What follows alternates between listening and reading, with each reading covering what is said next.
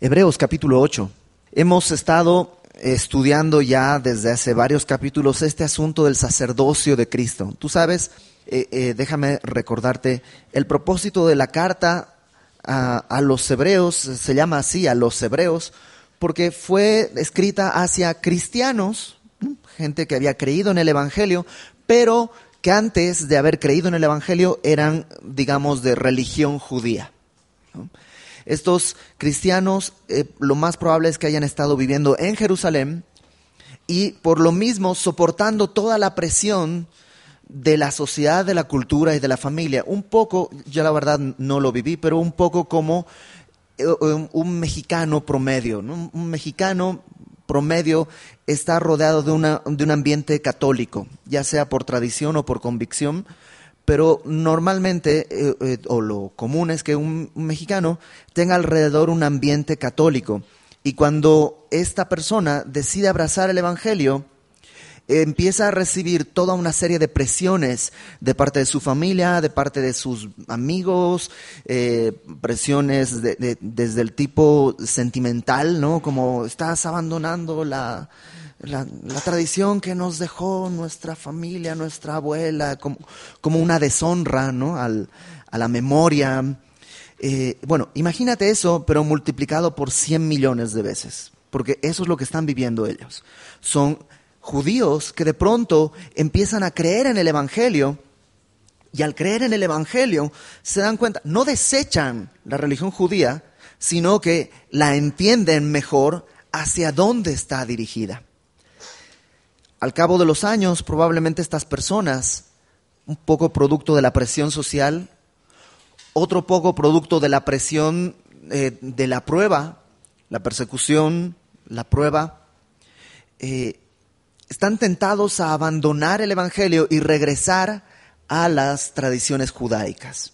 Y entonces el escritor de esta carta, que no sabemos quién fue como hombre, sabemos que el Espíritu Santo fue definitivamente quien la escribió, pero no sabemos quién fue el instrumento humano, escribe esta carta precisamente a los cristianos judíos para confirmarles, para animarles a no regresar, que el camino que han tomado en el Evangelio es un camino mucho mayor. Y comienza, ¿te acuerdas?, hablándonos cómo Jesucristo es superior a los ángeles, Jesucristo es superior a Abraham, Jesucristo es superior a muchas cosas. Y desde el capítulo 5, que hemos venido viendo cómo Cristo es superior como sacerdote al sacerdocio que había en aquella época. Es decir, en aquella época lo que había era el sacerdocio levítico, o el sacerdocio, podríamos llamarle aarónico, ¿no? El sacerdocio que venía de la tribu de Leví, cuyo primer sumo sacerdote había sido Aarón. Y cómo Cristo podía ser un mejor sacerdote. Y lo hemos estado viendo que de entrada es un sacerdote de una orden diferente, porque no podía ser de la tribu de Leví. Jesucristo es de la tribu de Judá. Entonces, ya que no podía ser de esa tribu, el sacerdocio de Cristo es el sacerdocio según el orden de Melquisedec. Y la semana pasada y las anteriores semanas estuvimos revisando eso a detalle. Si no pudiste venir o tienes dudas, los chicos de multimedia de Semilla de Mostaza han estado con las pilas bien puestas y hasta la semana pasada incluso, en la página de internet las puedes descargar gratuitamente y escucharlas y todo eso. Ahora, el capítulo 8 es un poco el punto a donde quería llegar el escritor. Nos habló de que Jesucristo es un sumo sacerdote según el orden de Melquisedec, superior. ¿Pero por qué? ¿De qué nos sirve? ¿Para qué queremos? Ok, ya es superior. ¿Y? Ok, es superior. ¿Y eso en qué me afecta o en qué me beneficia? Bueno, capítulo 8, capítulo 9 y capítulo 10 tienen que ver absolutamente con eso. En el capítulo 8 vamos a ver un mejor pacto. Y pues vamos a leer, ¿no? Desde el capítulo 8, versículo 1. Ahora bien, el punto principal de lo que venimos diciendo es que tenemos tal sumo sacerdote, el cual se sentó a la diestra del trono de la majestad de los cielos, ministro del santuario y de aquel verdadero tabernáculo que levantó el Señor y no el hombre. Porque todo sumo sacerdote está constituido para presentar ofrendas y sacrificios, por lo cual es necesario que también éste tenga algo que ofrecer. Así que si estuviese sobre la tierra, ni siquiera sería sacerdote, habiendo aún sacerdotes que presentan las ofrendas según la ley, los cuales sirven a lo que es figura y sombra de las cosas celestiales, como se le advirtió a Moisés cuando iba a erigir el tabernáculo, diciéndole: mira, haz todas las cosas conforme al modelo que se te ha mostrado en el monte. Pero ahora, tanto mejor ministerio es el suyo, cuanto es mediador de un mejor pacto establecido sobre mejores promesas. Porque si aquel primero hubiera sido sin defecto, ciertamente no se hubiera procurado lugar para el segundo. Entonces, vamos paso a paso. En el capítulo 8, versículo 1 dice: ahora bien, el punto principal de lo que venimos diciendo, o sea, nos ha venido hablando todo esto para llegar a esto, a este momento. ¿Cuál es? Que tenemos tal sumo sacerdote. ¿A qué se refiere con tal sumo sacerdote? Bueno, toda la semana pasada y la anterior estuvimos hablando de eso, pero simplemente para recordar, fíjate en el capítulo 7, versículo 26. 7:26, fíjate qué tal sumo sacerdote tenemos. 7:26 dice: tal sumo sacerdote nos convenía, santo, inocente, sin mancha, apartado de los pecadores, hecho más sublime que los cielos, que no tiene necesidad cada día, como aquellos sumos sacerdotes, de ofrecer primero sacrificios por sus propios pecados y luego por los del pueblo, porque esto lo hizo una vez para siempre, ofreciéndose a sí mismo. O sea, en esta nueva etapa, con este nuevo gran sumo sacerdote más glorioso, lo primero que vamos a ver es que este gran sumo sacerdote es glorioso por su naturaleza. Por eso dice, el punto principal es que tenemos tal sumo sacerdote, tal, así de glorioso, así de santo, así de perfecto, no como los otros que había. Pero lo increíble, que siendo así de santo, así de glorioso, así de perfecto, decidió hacerse carne como uno de nosotros. Él estaba completamente apartado de nosotros, en otra categoría distinta. Pero se hizo hombre para ser contado entre nosotros. Entonces, este nuevo pacto del que vamos a estar hablando, ¿te acuerdas que te dije que el capítulo 8 habla de este nuevo pacto? Este nuevo pacto tiene un altísimo sumo sacerdote, por su naturaleza, en primer lugar. En segundo lugar, por dónde está. Fíjate, versículo 1, tal sumo sacerdote, el cual se sentó a la diestra del trono de la majestad en los cielos. Se sentó a la diestra del trono de Dios. ¿Qué quiere decir esto? Bueno, varias cosas. La primera, y lo vamos a ver la próxima semana, pero en el templo, en el tabernáculo, aquí en la tierra, no había sillas. No había donde el sumo sacerdote se pudiera sentar. ¿Por qué? Porque su obra nunca terminaba. O sea, no había un momento en que el sumo sacerdote decía, terminamos. Nunca terminaba. Nunca terminaba, no había tiempo de descanso. Ofrecía un sacrificio y tenía que prepararse para ofrecer el que sigue. Nunca terminaba. Jamás terminaba. Día y noche siempre se hacía lo mismo. No había dónde sentarse. En cambio, nuestro gran sumo sacerdote está sentado. Terminó. Se acabó. Cuando dijo en la cruz, consumado es, terminó por completo su obra. En segundo lugar, ¿dónde está sentado? A la diestra del trono de la majestad.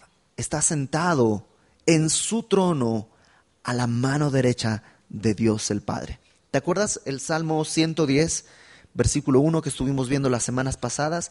Que Dios Padre le dice al Hijo, siéntate a mi diestra hasta que ponga a tus enemigos por estrado de tus pies.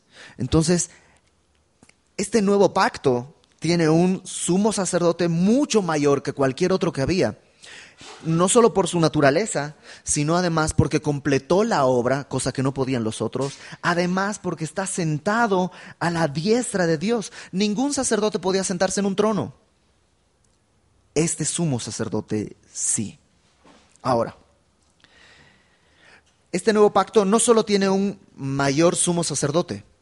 Este nuevo pacto también tiene un mejor lugar donde es ministrado. Fíjate en el versículo 2. Habla de Cristo, dice, ministro del santuario y de aquel verdadero tabernáculo que levantó el Señor y no el hombre.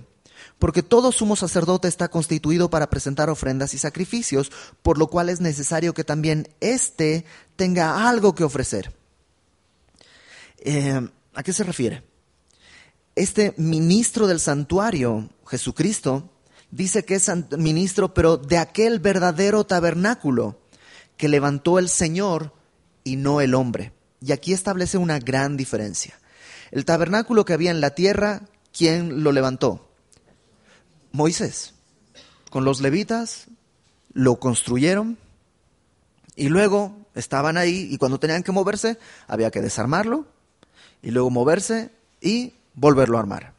Era hecho por hombres, sí tenía una gloria, sí tenía una importancia, pero no es comparable con este otro tabernáculo que no lo hizo el hombre, sino Dios mismo. Entonces, este gran sumo sacerdote en el nuevo pacto no solo es superior en su naturaleza, en que concluyó su obra, en que está a la diestra de Dios, sino que además Él ministra no en el tabernáculo donde todos ministraban, sino en uno mucho mayor. Ahorita vamos a regresar más adelante a eso, dice versículo 3. Porque todo sumo sacerdote está constituido para presentar ofrendas y sacrificios. Esa es la labor del sacerdote. Es la labor del sacerdote, presentar ofrendas y sacrificios. Por lo cual es necesario que también Jesucristo, tenga algo que ofrecer. Y Jesucristo tiene algo que ofrecer. Su propia vida. ¿Te acuerdas? Capítulo 7, versículo 27. Dice que no tiene necesidad cada día, como aquellos sumos sacerdotes, de ofrecer primero sacrificios por sus propios pecados y luego por los del pueblo, porque esto lo hizo una vez para siempre, ofreciéndose a sí mismo. Este gran sumo sacerdote tiene esta doble función. Él es el sacerdote y a la vez Él es la ofrenda por nuestros pecados. Ahora, siempre que hablamos de cosas del cielo, tú tienes que entender que todo lo que se diga es inadecuado. Es decir, el lenguaje humano no tiene la capacidad de describir a cabalidad lo que está sucediendo en el cielo. Entonces, yo no creo que Jesucristo haya entrado con un tazón de sangre a un altar a rociar con sangre un altar o algo así. Yo sinceramente no creo que sea así. ¿Cómo es? No lo sé. Sé que eso representa. Sé que su sangre en la cruz es lo que hizo que tú y yo tuviéramos a favor nuestro su justicia y nuestros pecados hayan sido perdonados. Pero no sé exactamente cómo sucedió. Entonces, yo creo que todas estas escenas, que vamos a ver muchas, en el cielo son descriptivas, pero no creo que sean del todo así tal cual están, porque si no vamos a ver algunas cosas un poco extrañas. Sabemos además en Apocalipsis que, tú recuerdas, la Nueva Jerusalén no va a tener templo, no va a tener... ¿por qué? Porque Dios mismo es el templo, ¿no? Entonces, creo que es la Biblia, creo que es verdad, pero creo que mucho de esto es simbólico, ¿no? Que Él tenía que entrar ofreciendo su sangre. Creo que la ofreció en la cruz, no necesariamente que murió y recogió su sangre en algún tipo de botecito y luego la llevó al cielo para presentarla. Yo no creo. Si tú crees eso, no hay ningún problema. O sea, no estamos de ninguna manera encontrados. Simplemente es mi opinión, una opinión nada más. Versículo 4. Así que, si estuviese sobre la tierra, o sea, si Cristo ejerciera su sacerdocio en la tierra, ni siquiera sería sacerdote. ¿Por qué? Porque no era de la tribu correcta. ¿Los sacerdotes de qué tribu eran? De la tribu de Leví, ¿no? Jesucristo era la tribu de Judá. habiendo aún sacerdotes que presentan las ofrendas según la ley. ¿Te imaginas si Cristo hubiera llegado al templo? Bueno, soy sumo sacerdote, ¿dónde voy a ofrecer mis sacrificios? Le hubieran dicho, no, no eres, porque ya tenemos el orden de los sacerdotes, quienes van a ofrecer los sacrificios y son de la tribu de Leví, tú no puedes. Este versículo, el versículo 4, además nos muestra un pequeño detalle, que es que cuando estaba escribiéndose esta carta, todavía estaba el templo en pie. Ustedes saben, en el año 70 de nuestra era, el templo fue destrozado, fue derribado, y a partir de ese momento Israel como nación dejó de existir. Entonces, por este versículo que habla en presente, que en este momento hay aún sacerdotes que presentan las ofrendas según la ley, nos muestra que esta carta fue escrita antes del año 70. Fue escrita mientras el templo todavía estaba en pie. Versículo 5. Una cosa más. Leamos el versículo 5 primero. Déjame leerlo desde el 4 para tener el contexto. Habiendo aún sacerdotes que presentan las ofrendas según la ley, los cuales, estos sacerdotes, sirven a lo que es figura y sombra de las cosas celestiales, como se le advirtió a Moisés cuando iba a erigir el tabernáculo, diciéndole, mira, haz todas las cosas conforme al modelo que se te ha mostrado en el monte. Estos sacerdotes servían a lo que era figura y sombra de las cosas celestiales. De alguna manera, la Biblia no nos dice exactamente cómo, pero de alguna manera cuando Moisés está en el desierto y sube a recibir las tablas de la ley y sube a tener comunicación con el Señor, se le muestra un tabernáculo en el cielo. Otra vez, no sabemos si es que él subió y vio, o Dios le muestra unos planos o algo así, o Dios le da una visión, no sabemos realmente. La cuestión es que Moisés sí ve algo, y cuando regresa al pueblo para decir que hay que construirlo, se le advierte que todo tiene que ser hecho como lo vio. No hay espacio para la creatividad, no hay espacio ahí para cambio de temporada, no. Tiene que ser tal cual lo vio. Y ese tabernáculo realmente pues era un lugar importante. Con el tiempo el tabernáculo se convirtió en el templo. Bueno, no es que se convirtió en el templo, sino se sustituyó por el templo. Y para la época en la que está escribiendo esta carta, el autor de esta carta, estábamos con el templo de Herodes. El templo de Salomón había sido destruido. Luego había sido levantado nuevamente un nuevo templo con el sacerdote Esdras, o con el escriba Esdras más bien, con Zorobabel. Y ese templo había sido medio, digamos, rústico. Era un templo chiquitito, un templo realmente no era glorioso. De hecho, la gente que había visto el primer templo veía el segundo y lloraba porque decía, este templo no tiene nada que ver con el glorioso templo que teníamos. Ese templo así, medio rústico, se profetiza que va a tener más gloria que el primero. A pesar de que no tiene oro, no tiene nada, va a tener más gloria, y la respuesta es porque en ese templo va a caminar el Señor Jesucristo. Pasa el tiempo y Herodes lo que hace es, digamos, ampliar el templo. No construye uno nuevo, sino ese que está ahí lo amplía, lo decora, lo mejora, lo perfecciona, y queda ahora sí un templo nuevamente glorioso, con mucho oro, con mucho lujo, enorme.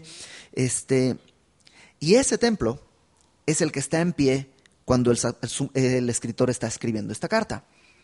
¿A qué voy? Era motivo de orgullo para los judíos. El templo que tenemos es digno del Dios que tenemos. Es un templo glorioso, su magnificencia es impresionante. Ustedes cristianos, ¿qué tienen? No tienen templo. No tienen sacerdote. No tienen nada.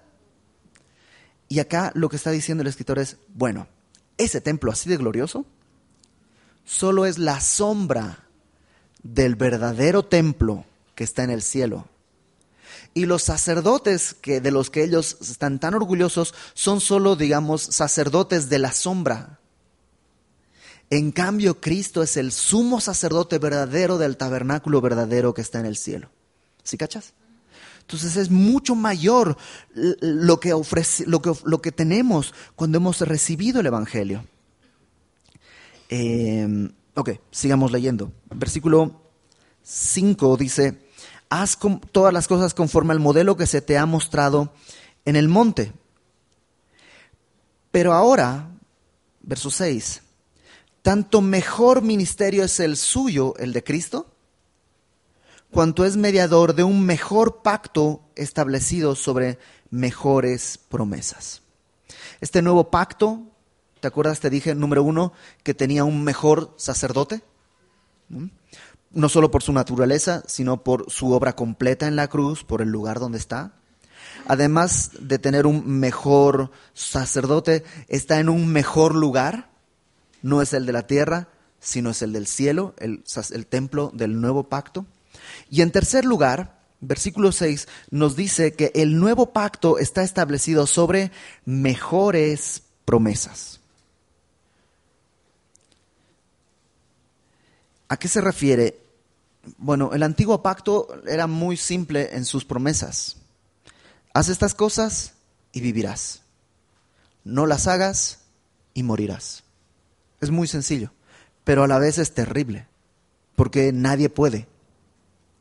El nuevo pacto no está basado en haz esto y vivirás, sino en cree y vivirás. Es una mejor promesa, definitivamente. Y más adelante va a darnos algunas implicaciones de estas mejores promesas. Versículo 7. Porque si el primer pacto hubiera sido sin defecto, ciertamente no se hubiera procurado lugar para el segundo. El día de hoy en la industria, lo in es que sea desechable, ¿no? Antes, las cosas se hacían para que duren, ¿no? Y es más, ¿no? No, yo tengo la máquina de coser que me la heredó mi mamá, que se la heredó su mamá. ¡Oh, wow! O sea, era, qué gran, o sea, duró 3 generaciones. Wow, yo quiero una de esas. Esas duran muchísimo, ¿no? El día de hoy, tener algo que haya pertenecido a una, no, déjate una generación pasada, al año pasado, ¿no? O sea, ya está pasado de moda. Las cosas están diseñadas para que se desechen. Y obviamente hay un asunto de mercado. Pues si todos los celulares con el que tienes ya pudieras estar tranquilo y toda la vida, pues ¿cuántos más necesitarías comprar? Nunca más.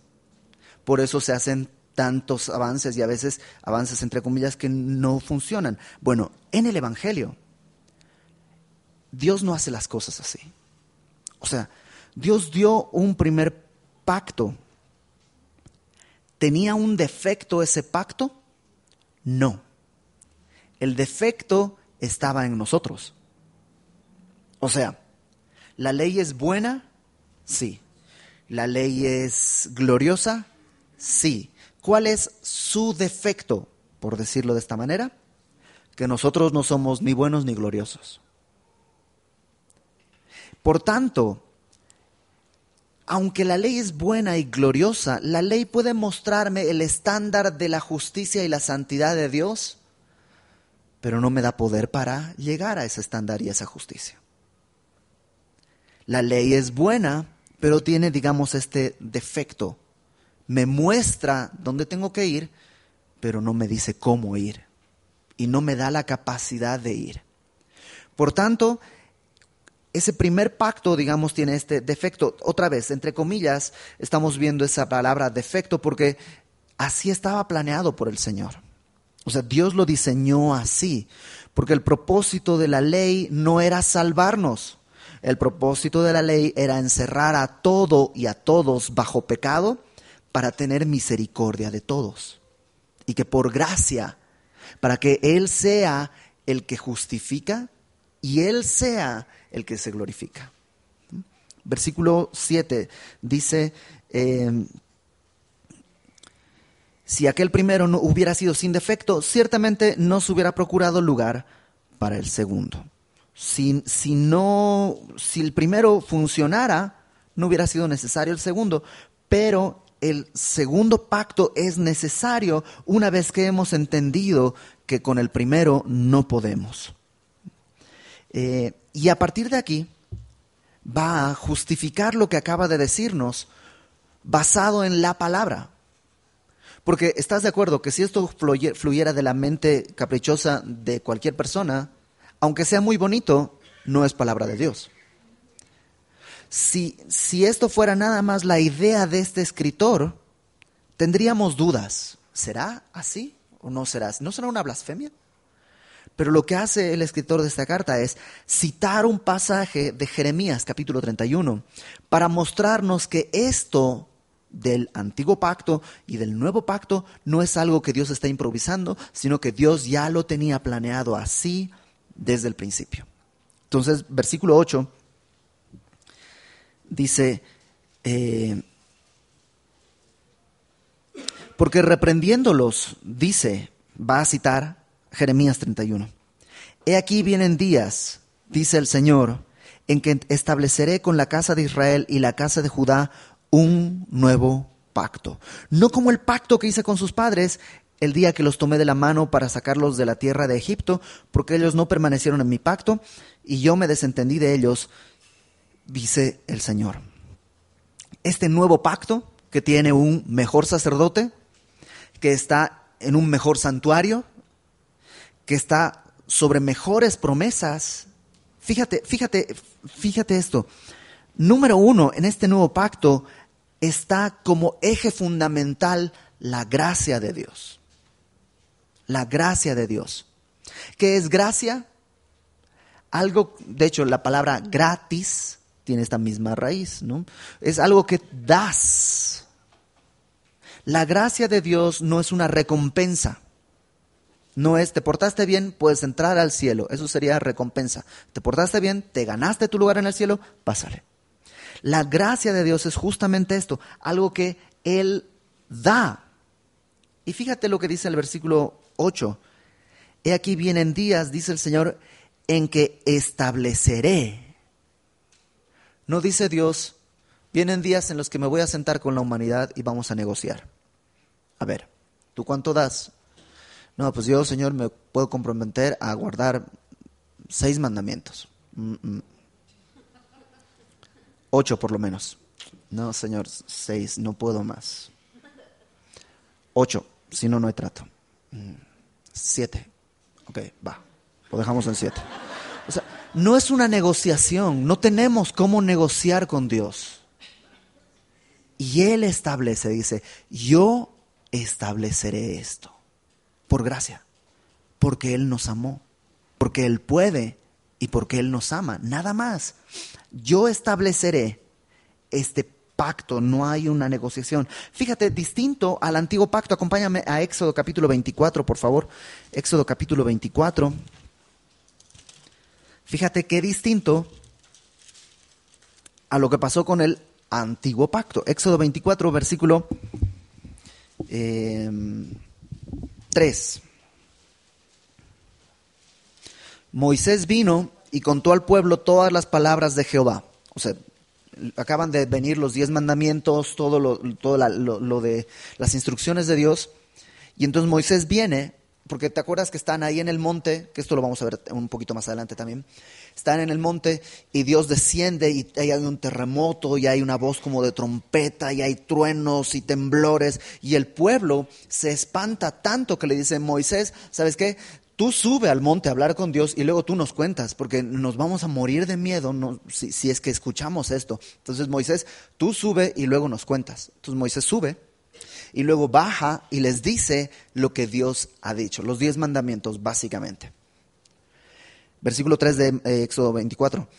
Moisés vino y contó al pueblo todas las palabras de Jehová y todas las leyes, y todo el pueblo respondió a una voz y dijo, ¿qué?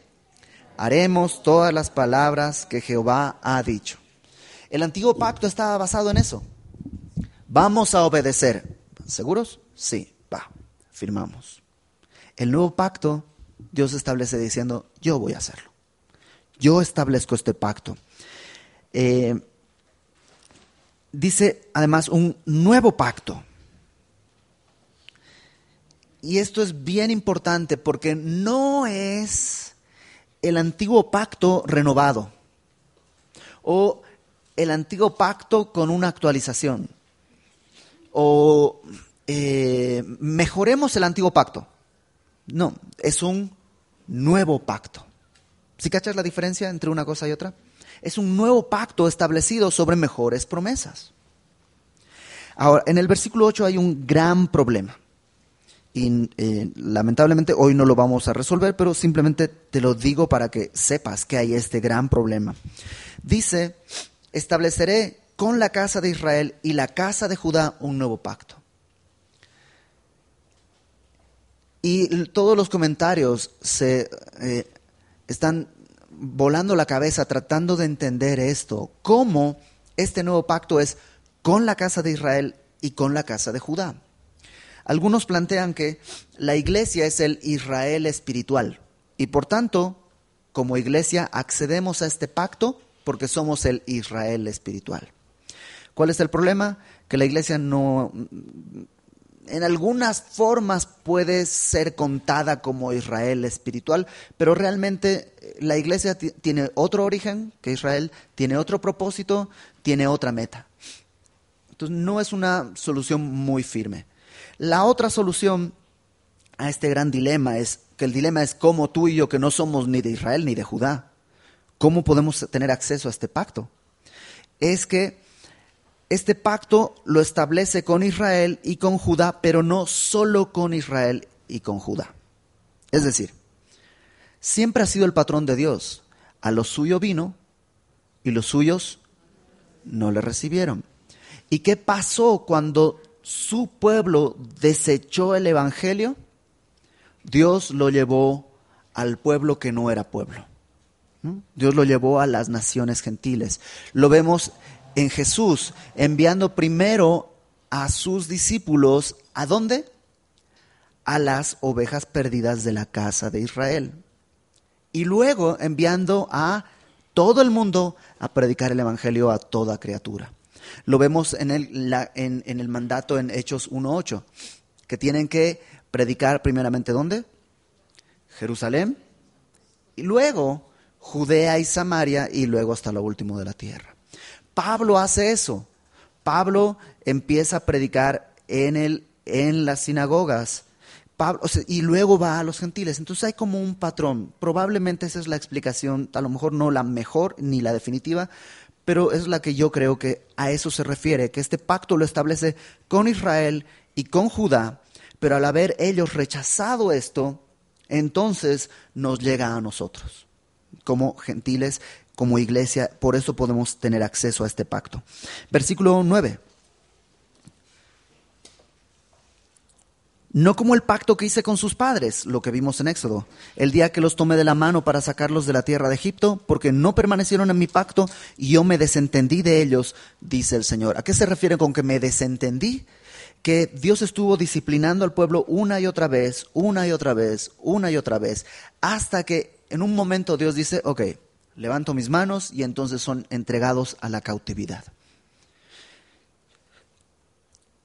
Este nuevo pacto entonces tiene como eje central la gracia. Tiene como meta, versículo 10, un cambio interno. Fíjate, versículo 10 dice, por lo cual este es el pacto que haré con la casa de Israel. Después de aquellos días, dice el Señor, pondré mis leyes en la mente de ellos y sobre su corazón las escribiré y seré a ellos por Dios y ellos me serán a mí por pueblo. O sea, este nuevo pacto tiene que ver con transformación más que con reglamentación.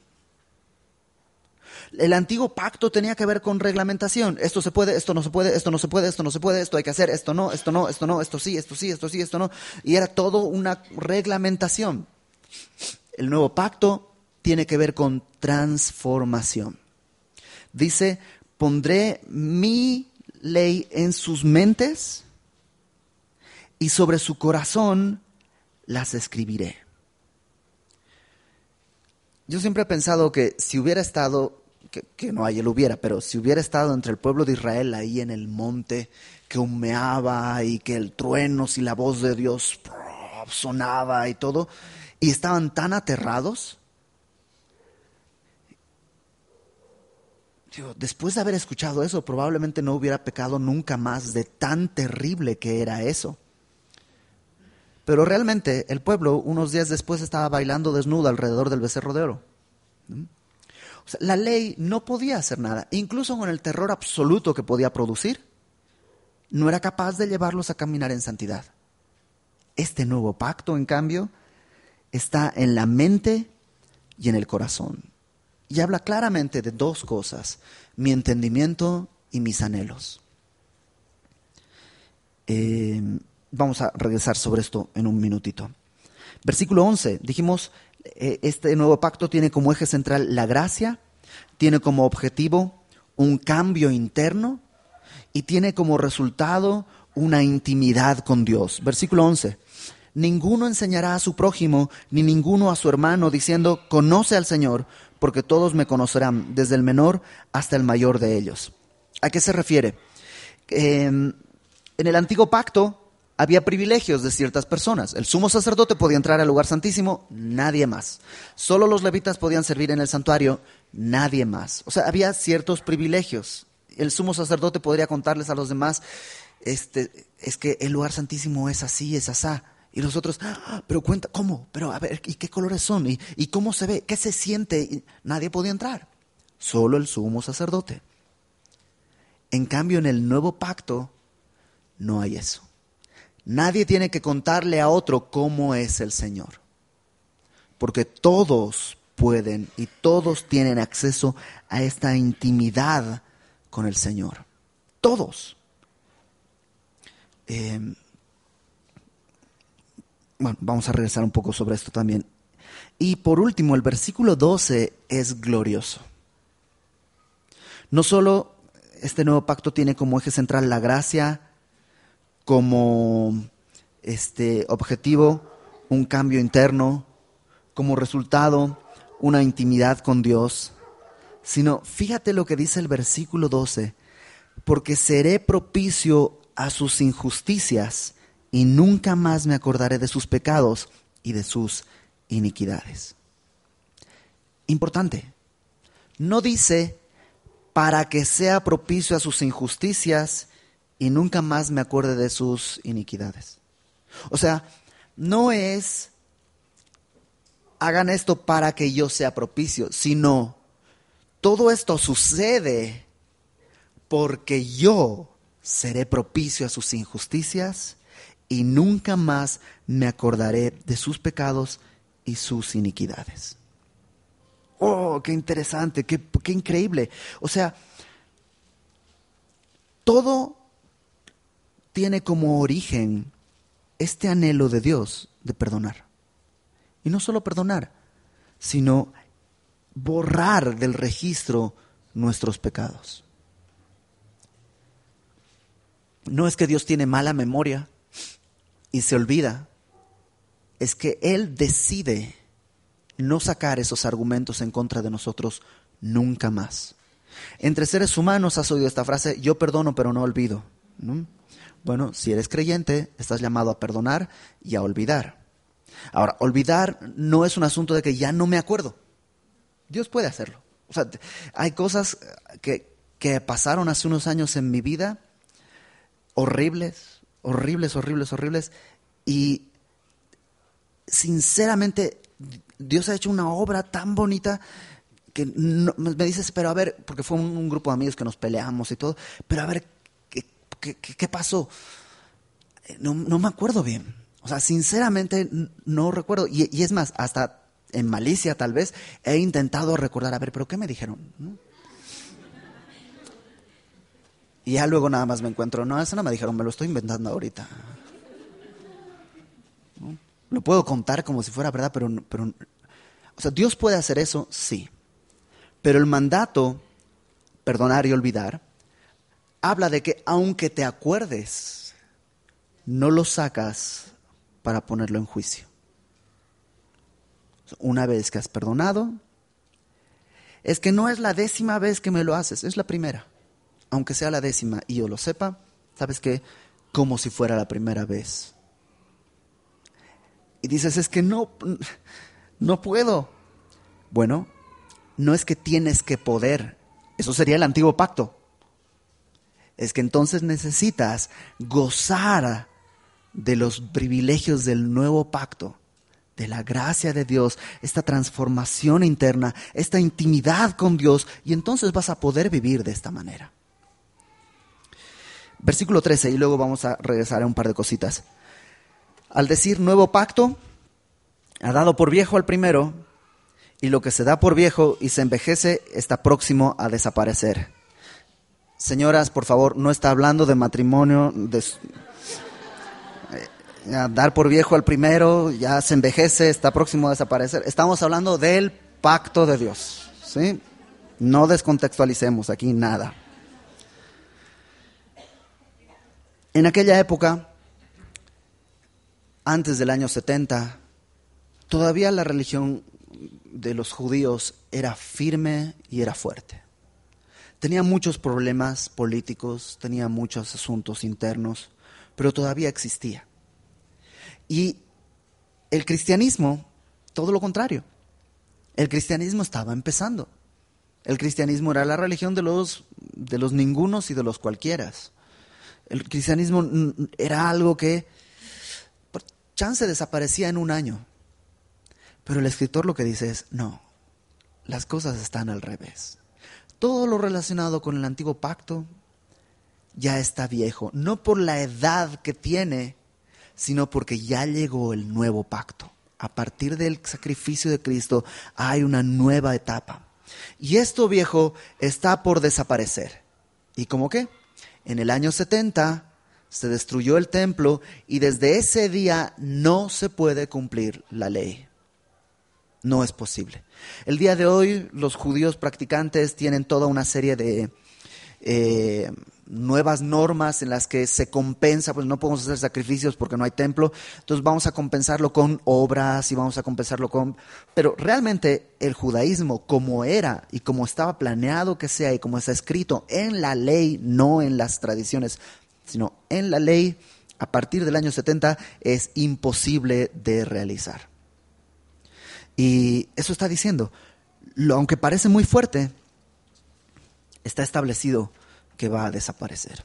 Déjame cerrar recordando un par de cosas. Yo sé que es un cliché y la neta, aunque es bonito, no me gusta este cliché, pero en este momento creo que es bueno recordarlo. Se trata de una relación con el Señor y no de una religión. Yo sé, lo hemos oído cientos de veces, miles de veces, pero es que es así. A partir del nuevo pacto, tú y yo tenemos que entender que dependemos de la obra de Cristo, por gracia. Y lo que Dios quiere es hacer un cambio interno. Un cambio interno. ¿Quién querría permanecer en el antiguo pacto? O incluso como cristianos, aferrarnos a ritos, ya fui a la iglesia, ya hice mi devocional, o sea, es rito. Dios quiere un cambio interno. Ahora que te decía hace rato, tienes que perdonar y olvidar. Tú puedes decir, no puedo, pero cuando hay un cambio interno, cuando has conocido la gracia de Dios, no puedo, pero ¿sabes qué? Es mi anhelo. Es mi anhelo poder ver a esta persona y amarla con el amor de Cristo. Y es mi oración todos los días, Señor, ayúdame. Y es mi oración confesar mi pecado. Perdóname, Señor, otra vez el día de hoy pensé mal de esta persona. Porque podríamos hacerlo religiosamente, como en el kinder. A ver, tú y tú, vengan, dense la mano, abrácense, dile perdón. Pero eso son reglamentaciones. Dios quiere un cambio interno. Y te digo una cosa, cuando el cambio es interno, es fácil y es agradable. Cuando lo tratas de hacer por leyes, porque tengo que, es doloroso, es angustioso, es terrible. No solo este gran deleite de que Dios quiere hacer un cambio interno de adentro hacia afuera, sino además Dios quiere darnos este privilegio de intimidad con Él.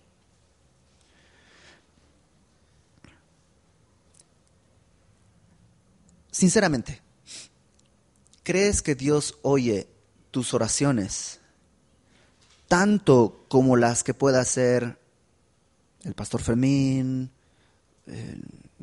quien sea? Porque cuando tú desvías eso, estás cayendo en este otro régimen, ¿no? Ayúdame a orar por esto, con mucho gusto. Pero si crees que mi oración es más poderosa que la tuya, estás entrando en el nuevo régimen. Es que tú eres el sacerdote, tú puedes entrar al lugar santísimo. Está abierto, el velo fue rasgado de arriba a abajo y hay una invitación para todos a entrar. Deleítate en eso.